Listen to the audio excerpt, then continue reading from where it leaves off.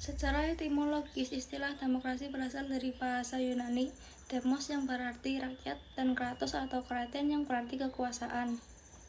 Demokrasi juga identik dengan teori kedaulatan rakyat. Definisi demokrasi adalah negara yang sistem pemerintahannya berada di tangan rakyat. Kekuasaan tertinggi berada dalam keputusan rakyat. Rakyat berkuasa, pemerintahan rakyat dan kekuasaan oleh rakyat.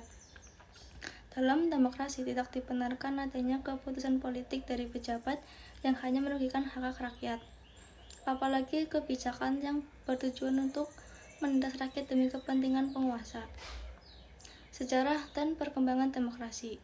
Konsep demokrasi semula lahir dari pemikiran mengenai hubungan negara dan hukum di Yunani kuno dan dipraktikkan dalam hidup bernegara antara abad ke-4 sebelum Masehi sampai abad ke-6 Masehi.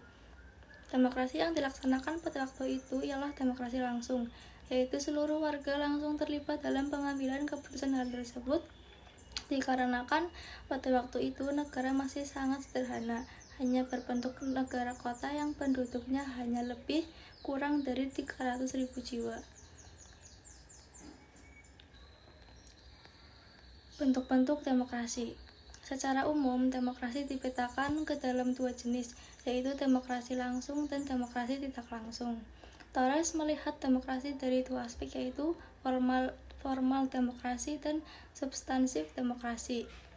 Formal demokrasi menunjuk pada demokrasi dalam arti sistem pemerintahan, misalnya sistem pemerintahan parlementer atau sistem pemerintahan presidensial.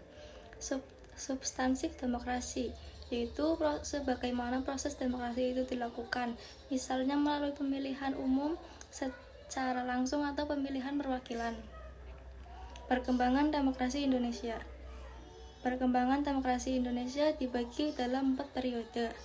Periode 1945 sampai 1959. Masa demokrasi parlementer yang menonjolkan peranan parlemen serta partai-partai. Periode 1959 sampai 1965.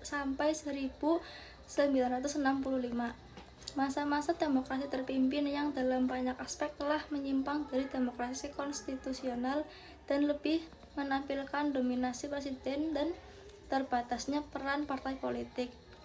Periode 1966 sampai 1998. Masa demokrasi era Orde Baru merupakan demokrasi konstitusional yang menunjukkan sistem presidensial.